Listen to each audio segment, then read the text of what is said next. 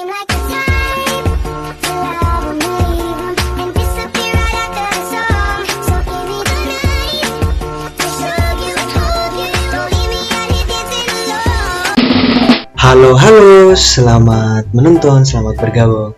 Jadi, sobat belajarku semua, hari ini kita mau belajar sebuah materi dengan judul faktorisasi persamaan kuadrat secara visual menggunakan blok aljabar.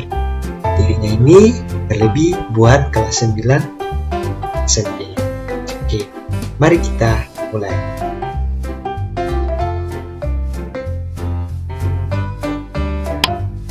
Sebelum itu, saya nama Yosef Mario Bobesi, merupakan mahasiswa pendidikan matematika. Saat ini akan membawakan sebuah media pembelajaran dengan topik besar yaitu blok aljabar untuk kelas 9 SMP. Jadi sebelum kita melangkah lebih jauh, kita akan mengetahui dahulu apa yang menjadi capaian pembelajarannya, apa yang akan menjadi tujuan pembelajarannya, dan bagaimana dengan materinya. Capaian pembelajaran yaitu peserta didik menggunakan representasi visual untuk memahami proses faktorisasi persamaan kuadrat. Kemudian, tujuan pembelajarannya yaitu peserta didik dapat memahami konsep faktorisasi persamaan kuadrat secara visual menggunakan blok aljabar dan mengidentifikasi faktor-faktor persamaan kuadrat melalui manipulasi blok aljabar. Oke, setelah kita sudah membaca dan melihat capaian pembelajaran dan tujuan materi, sobat-sobatku semua, mari kita langsung ke materinya.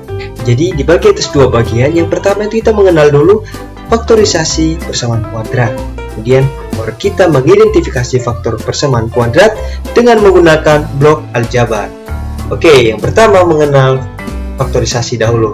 Faktorisasi itu adalah cara memecah atau membagi suatu angka ke dalam bentuk yang lebih kecil yang biasa disebut dengan faktor. Jadi kalau semua faktor itu dikalikan lagi, hasilnya akan kembali ke angka atau bentuk yang semula. Seperti apa contohnya? Seperti ini. Jadi misalnya dalam faktorisasi bilangan, misalnya ada angka 12. Angka 12 kita bisa pecahkan menjadi perkalian 2 dikali 6 atau 2 dikali 2 kali 3 atau 3 dikali 4. Semuanya itu ketika dikalikan akan menghasilkan ke bentuk semula yaitu 12. Kemudian faktorisasi dalam bentuk aljabar sendiri. Misalnya ada bentuk x kuadrat ditambah 5x ditambah 6. Bentuk ini bisa difaktorkan menjadi x tambah 2, x tambah 3. Kenapa hasilnya x tambah 2, x tambah 3? Nanti akan ada proses yang biasa digunakan dan nanti ketika dikalikan akan menghasilkan kembali bentuk yang semula itu x tambah 2 tambah 5x ditambah dengan 6. Oke, selanjutnya kita akan lanjut ke persamaan kuadrat. Jadi persamaan kuadrat itu adalah persamaan matematika yang memiliki variabel pangkat tertingginya itu 2 dengan bentuk umum seperti ini ya, sobat-sobatku semua. Ax pangkat 2 ditambah bx tambah c itu sama dengan 0, di mana x itu adalah variabel, a, b, dan c itu adalah sebuah bilangan nyata atau konstanta. Di situ ada keterangan bahwa a-nya tidak boleh sama dengan 0. Oke, jadi kesimpulannya apa? Bahwa faktorisasi persamaan kuadrat itu adalah pemecahan persamaan kuadrat menjadi dua bagian yang kalau dikalikan hasilnya sama dengan persamaan awal. Oke, jadi itu yang dikatakan sebagai faktorisasi persamaan kuadrat. Oke, setelah kita sudah mengenal faktorisasi persamaan kuadrat, mari kita mengidentifikasi faktorisasi itu menggunakan blok aljabar. Sebelum itu kita harus tahu dulu blok aljabar. Jadi blok aljabar itu adalah alat peraga berupa blok-blok berbentuk geometris yang ada berbentuk persegi dan persegi panjang yang digunakan untuk memvisualisasikan konsep aljabar secara nyata dan mudah dipahami. Jadi di sini terdapat blok-blok aljabar, ada yang berwarna merah dan biru. Oke. Selanjutnya blok aljabar. Kita sudah tahu sedikit tentang blok aljabar. dan juga tadi persamaan kuadrat. Jadi bagaimana keduanya bisa memiliki hubungan? Jadi di sini kita mulai dengan persamaan kuadrat, di mana kita mulai dari C.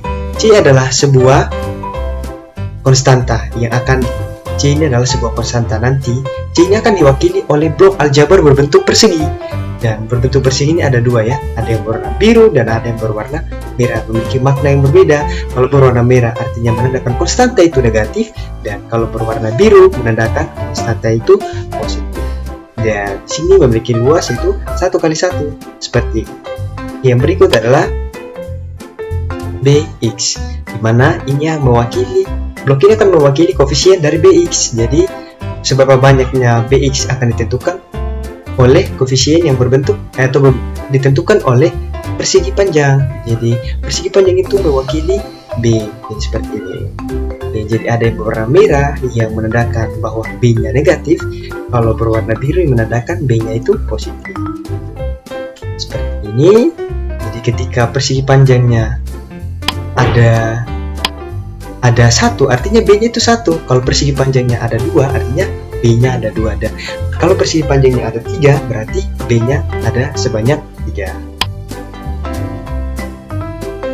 Oke, yang berikut adalah AX pangkat 2, di mana blok ini mewakili koefisien dari AX pangkat 2 itu A.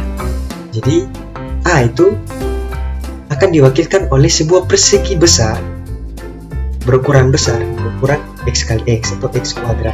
Jadi ada warna biru dan warna merah. Jadi sudah tahu kan beda-bedanya. Jadi ada persegi panjang, dan persegi panjang yang berukuran besar. Oke, kita langsung ke contohnya seperti apa. Jadi contoh yang pertama, untuk menentukan ini kita meninjau dulu dari konstanta persamaan di atas.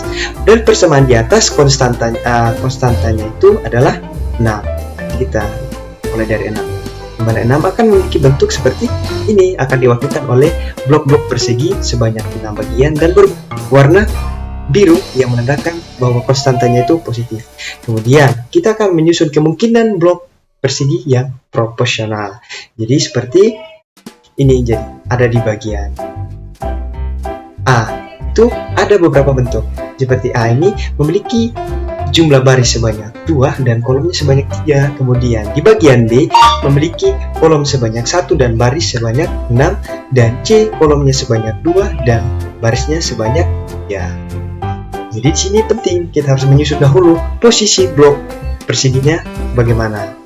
Dan proporsional ya. Bedanya proporsional itu adalah kita tidak bisa menyusun sembarangan. Jadi harus seimbang antara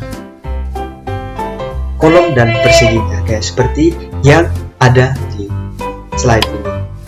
Kemudian kita menuju lagi dari sebuah B, yaitu B itu sama dengan 5 yang mewakili sebuah BX tadi. Jadi di sini kita akan memilih 5. Jadi katakan 5 berarti dia akan diwakilkan oleh sebuah persegi panjang yang berwarna biru sebanyak 5. Kemudian kita akan mendapatkan persegi panjang secara tepat itu dengan memperhatikan penjumlahan pada persegi. Oke, saya tekankan memperhatikan penjumlahan pada persegi. Jadi di mana pada persegi yang pertama itu adalah A. Itu memiliki baris sebanyak 2, kolom sebanyak 3. 3 ditambah 2 itu 5, dan betul 5 itu 5 ditambah 5 itu 5. Jadi 5 itu sama dengan 5 yang di atas. Jadi posisi yang pertama memiliki kemungkinan kita gunakan karena jumlah persegi karena penjumlahan pada persegi antara kolom dan baris itu sama dengan jumlah dari B yang mewakili dari variabel Bx. Untuk B sendiri itu 6 dengan memiliki 1 kolom 6, memiliki 6 baris dan 1 kolom, tentu saja tidak sama dengan 5 dan tidak bisa kita gunakan ya. Yang C itu bisa kita gunakan karena dia memiliki kolom sebanyak 2 dan baris sebanyak 3. 3 ditambah 2 itu sama dengan 5 dan tentu saja itu bisa digunakan. Dan yang terakhir itu adalah ini ada posisi yang terakhir, yaitu kita tidak bisa gunakan juga karena sama halnya dengan B. Hasilnya 7 itu tidak sama dengan 5. Jadi sudah tahu kan bahwa penting sekali kita harus menentukan penjumlahan pada perseginya untuk bisa melihat posisi yang tepat nantinya. Oke, Jadi kita akan menggabungkan blok persegi panjang terhadap blok persegi yang sudah proporsional dan memenuhi pada langkah yang keempat. Jadi langkah keempat itu kan ada dua, antara A dan C. Di sini saya mengambil bagian A yang sebanyak 3 kolom dan 2 baris, dan kita akan lihat bagaimana apakah sesuai atau tidak. Oke, jadi di sini tempatkan perseginya, kemudian kita tempatkan persegi panjangnya dan persegi panjang, dan di sini memiliki ketentuan bahwa memiliki aturan bahwa harus ditempatkan tepat sesuai banyak kolom dan sesuai banyak baris. Jadi di sini kolomnya sebanyak 3, jadi posisi persegi panjangnya itu tepat di atas, yang berjumlah 3 itu tepat di atas, dan memiliki baris 2. Jadi situ kita bisa tempatkan persegi panjang 2-nya seperti ini. Dan terakhir, blok persegi panjang itu disusun dengan baris dan kolom pada persegi. Dan yang terakhir itu adalah kita akan menambahkan sebuah persegi besar, yaitu sebuah persegi berukuran besar, itu X kuadrat. Mana kita katakan tadi dia berwarna biru karena dia positif sebanyak 1. Jadi kita bisa langsung menempatkannya seperti ini. Oke, sehingga kalau sudah seperti ini, berarti kita sudah memiliki sebuah penyelesaian, mana nanti hasilnya adalah X kuadrat ditambah 3, kemudian X ditambah 2. Jadi hasilnya adalah X-nya tambah 3 dikalikan dengan X ditambah 2. Jadi seperti itu teman-teman. Cukup mudah kan? Oke. Baik, kita masuk contoh yang kedua. Contoh yang kedua itu adalah negatif 2, yang berarti kita akan menggunakan sebuah persegi yang berwarna merah sebanyak 2. Oke. Dan posisi yang kita ini sebagai posisi yang pertama, dan penjumlahannya itu 3. Kemudian posisi yang kedua seperti ini, dan penjumlahannya juga 3. Di sini kita memiliki sedikit masalah, di mana tidak akan ada penjumlahan persegi yang akan sama dengan persegi panjang atau B. Dia ada 2 tambah 1 tambah dengan 1. Jadi bagaimana untuk kita memmanipulasinya? Oke, jadikan di sini perseginya persegi panjangnya hanya 1, tapi perseginya 2, artinya ada 2 posisi, tapi persegi panjangnya cuma 1. Jadi untuk memanipulasinya seperti ini. Jadi seperti ini ya, biasa. Jadi kita akan mengambil dua buah persegi panjang lainnya yang berwarna berbeda. Ada warna merah dan ada warna biru, dan ini akan saling menghabiskan ya. Jadi sama halnya 1 ditambah negatif 1 ditambah 1, artinya tetap 1. Tapi kita akan memanipulasinya sehingga akan ada 3 persegi, sehingga hal ini bisa tentu saja kita gunakan. Atau kita bisa lanjut ke tahap selanjutnya, dan kita bisa memilih antara posisi pertama atau posisi yang kedua. Saat ini saya menggunakan posisi yang pertama. Oke. Jadi seperti ini ya. Nah, dan bentuknya seperti ini, seperti yang saya katakan tadi. Bentuknya sudah seperti ini, kita akan langsung mendapatkan saja untuk persegi panjangnya berada di posisi bawah, dan 2 buah persegi panjang yang berwarna biru melambangkan positif di bagian atas, seperti itu. Karena terlihat untuk bentuk yang proporsional seperti ini, dan dia harus bersamaan dengan warna yang sesuai. Dan situ dia hanya memiliki 1 kolom berwarna merah, artinya akan ditempatkan oleh sebuah persegi yang berwarna merah pula.